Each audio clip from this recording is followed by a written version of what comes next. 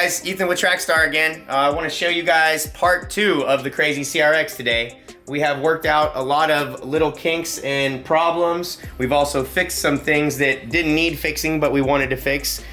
We've welded this joint on the intercooler here so that is one piece until that coupler. So there's only 2 couplers here. And then we also eliminated a coupler there, so that's one piece now. Just like to reduce the number of couplers so that you have the least chance of problem as possible. We've had quite a few hiccups with this car. I've changed the coil packs, changed the map sensor. It seems like it's doing pretty well now. Obviously we got it on the dyno, so I think we're close. Now we just need to feel it out and make sure that everything is working appropriately before I take it for to really make all the power. Make all the powers. All the power. All the powers. All right, so we're gonna get to diagnosing and see what this thing can do on the dyno.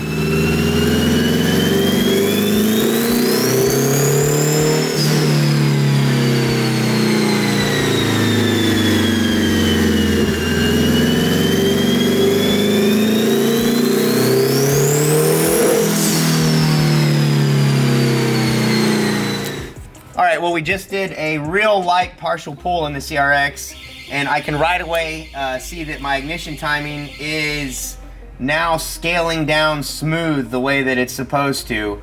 If you recall from part 1, we were having this ignition drop where it would just go way down and then back up. And obviously something ignition timing happening funny right here. It was not following what it was supposed to be doing there. So now it's smoothly coming down. I see another problem. It looks like the vehicle speed sensor is getting a strange pulsation reading 142 miles per hour there. Clearly that was not the case. So just something I need to be aware of, because anything then that relies on vehicle speed is not going to work right. Boost by gear, launch control. So that's going to be another issue for us to address before we can come to the final settings of this car.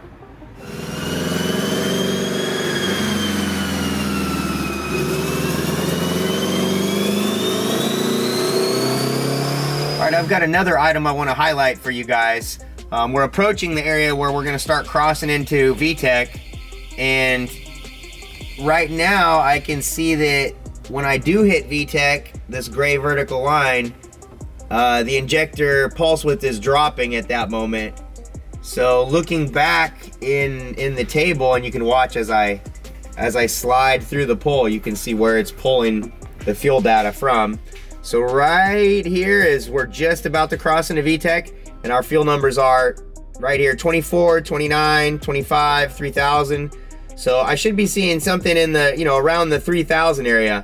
As soon as I cross into VTEC though, it's pulling from an area that's 1900, 2100. So I know for sure that I'm gonna need to add a lot of fuel to my VTEC lobes here, because obviously it's far behind, and it's gonna need. So I gotta make sure that this VTEC lobe has more fuel than the point right before it in the non-VTEC lobe. So what I'm gonna do is grab the whole high cam map. I'm gonna go ahead and go 10%, doesn't get us there. Another 10%, still doesn't get us there. Man, so we were substantially off on that low cam fueling. Took about 30 or 40%, I think it was, to get up to numbers that are higher than the low cam number we just came from.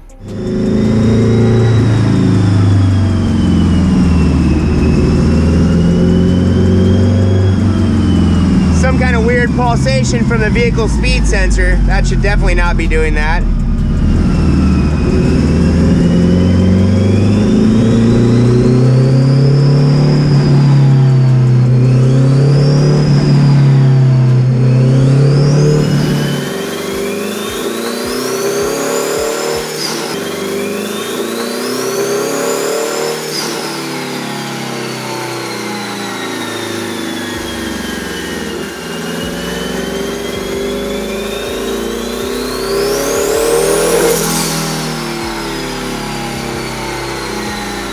Okay, I added about 15% into that VTEC fuel curve, And now it is looking much better. You see my green injector pulse width coming up, coming up, coming up, and then there's the crossover.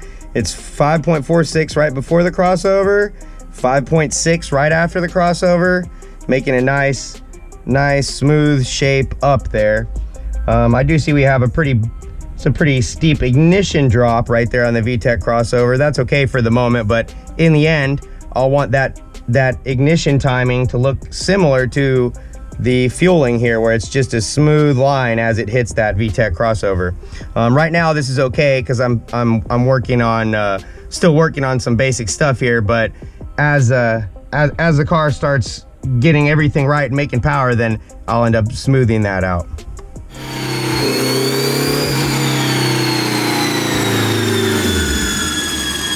What I'm seeing on the wideband screen there. Yeah. So that's important to note.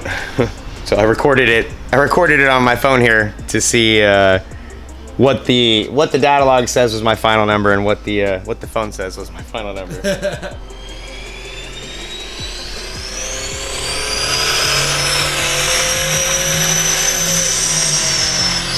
Hard to say on the phone, but it looks really good on the phone. And then I remember seeing numbers that looked pretty good on the wideband gauge, but in the log it recorded a high 12, so it's not what it was hitting there. Yeah. So even when you have all your stuff set up correctly, and you still can't just go, oh yeah, that number's good. You know, you gotta look at everything else and decide, is everything jiving? Double check absolutely everything. Yep. We'll get it figured out.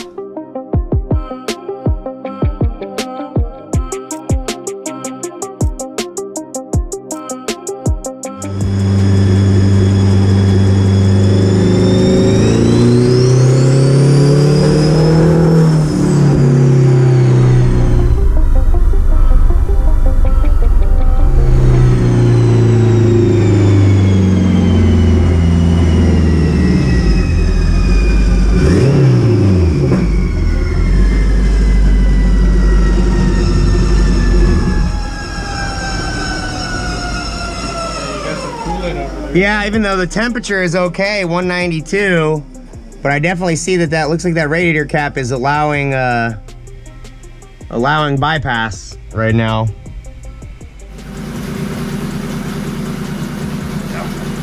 It's gonna be all right. I promise. I promise. Heart attack by the time I'm 45. Yeah, we can't have you dying. For sure. You die, I'm gonna kill you. Yeah, don't die. That was so cliche.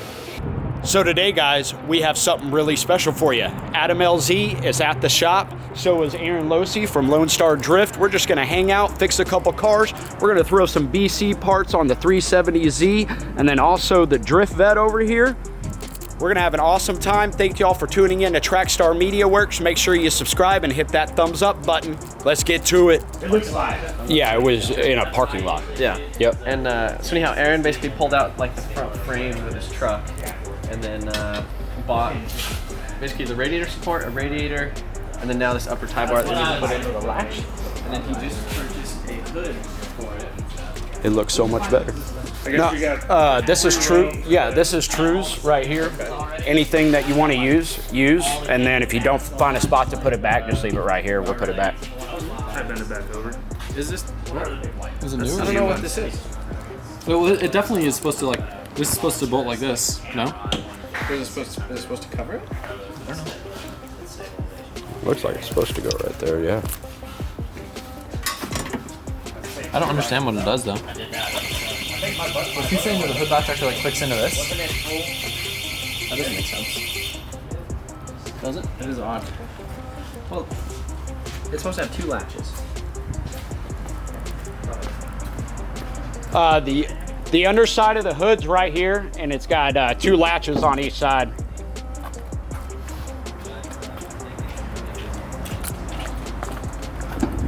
It does have 2 latches. Yes, it does. So now we just need to find Yep. the old piece. The old piece, I think, was mangled and gone, Oh no. if I remember right. There's just the pins on the bottom of the hood. There's not the actual latches. So the latches are here somewhere. Don't put the hood on yet. Feel like What?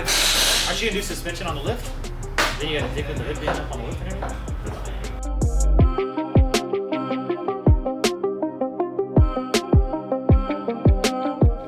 Yeah, you just tell me what you want me to shoot and I'll shoot it. okay.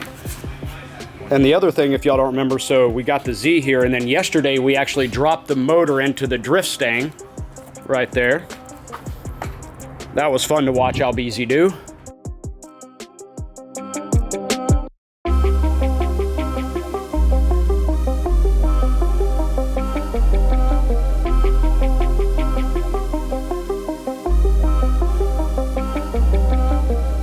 Then this is the little tiny guy that goes beep like that. I'm just trying to think about where the latch mechanism went. I'll shout at you later on when I get through. Because there's obviously one on each side. And I could have sworn we hung them here. That's why I keep looking like an idiot. Like, I feel like they're just hanging here somewhere. True. You want to happen to know where the hood latches to the 370Z are? It's on the other hood outside. There's You mean the ones that go on the car? the one that go on the car side. Maybe. We're looking for a box. A box? We're looking for a box. Is it in the car? Pretty sick. Oh, that's Aha. where everything is. I was starting to get worried. Sweet. There you go. Ooh, those are Trevor pieces. Trevor knows how to do things. Yes, and this car is so cool looking. Because it's yours. That's probably the reason. Otherwise, this thing's too high. Yeah, it's way too high. It is. You need to fill out the wheel wells. Pliers and So this is Aaron Losey's 370Z here. Hello. Say hi. Hello. How much did you pick this thing up for again? I'm not supposed to tell everybody Yeah. my secrets. I know, but it was cheap and it looks really, really good. Oh, look at this. Remember I told you about this? I got some of these somehow on accident. They say slingshot on them. That's what that expo thing is called, the slingshot. So these are kin to slingshots. Oh, yeah. Here's a smaller hammer. I wonder how I got those.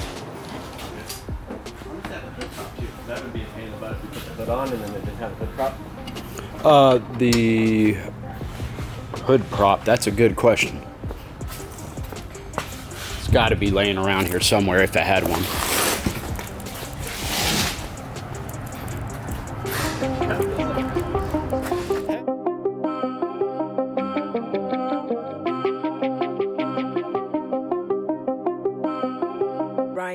So, What are we doing? well, we stopped that pull because we noticed that we were getting some water out of here. And then while I'm looking at the cap, I noticed this shiny nut right here. See that guy? Oh, that is not tight. I'm just twisting at my finger right now. So maybe it was, you know, kind of hand tight, snug earlier. This is not something we assembled, but we sure got to catch all kinds of. Yeah. So now I need to check all of those intake manifold bolts and probably continue looking over everything else. I would say this car's had more than a once over already, but obviously that nut just vibrated free, I think. Yeah. You know, so some cars demand that you pay, A price. yeah, not just money. Sometimes it costs me a little bit of my soul to get these cars done. And yeah, see, this is gonna take a little extra sliver right now because I went and got this tool, but what I need is an opening wrench, and so now I gotta make the trek. Yep. And there goes another piece of Ethan's soul. 2 minutes of my life gone. Creating issues. Like I was saying, like the air fuel numbers looked okay, but the car didn't feel okay, and it didn't seem like it was running really. This has not run correctly the whole time, I would say. Like, Absolutely. it's run less and less wrong. Yeah, less But- and less wrong than outright. Yeah.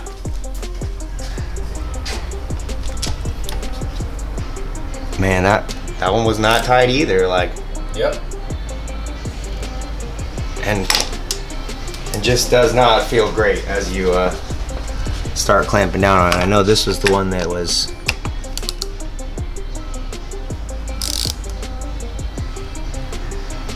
Yeah, I mean that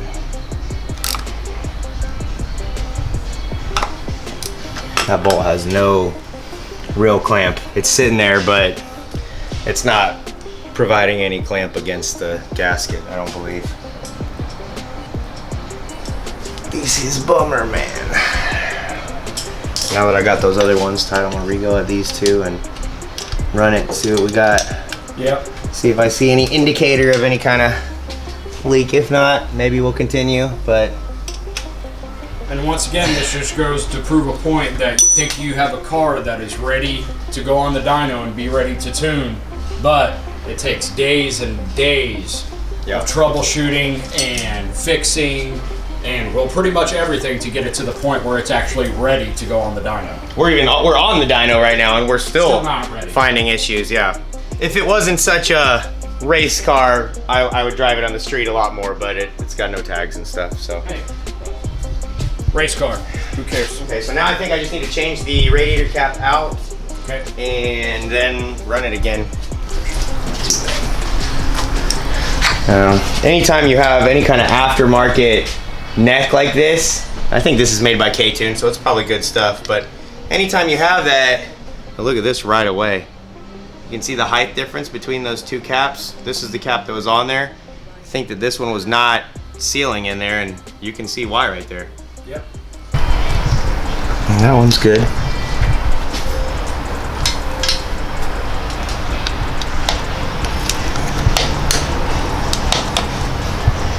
Not good. That one was definitely not good. Wow. I mean, I don't know if it's gonna get good or if it's just stripped. I think it's stripped. Shit, man. That is a problem. That's a problem. Yeah, so this one down here was loose, and then this one up here is not really providing good clamping load, it feels like. So yeah, I'll probably have to pull that bolt out, hopefully go with the longer one, and hopefully it'll get some bite, but yeah, if it doesn't, it's bad things. We'll have to pull the intake manifold off and helicoil that portion of the head to get it to be able to go tight. Yeah, I mean, it might be sealing up right now. It might not be.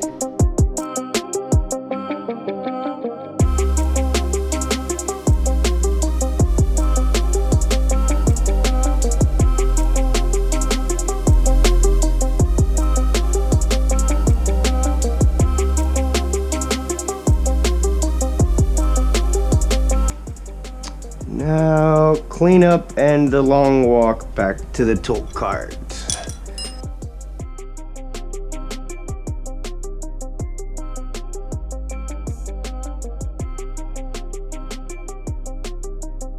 So full. Oh my God, chickadee is so good.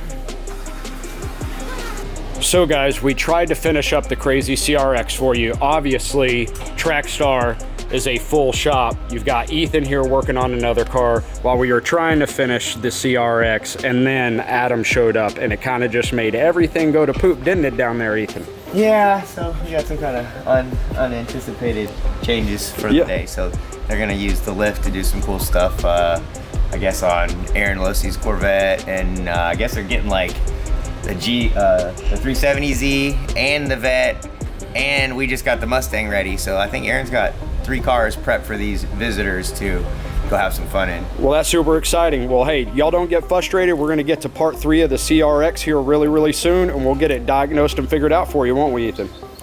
Maybe.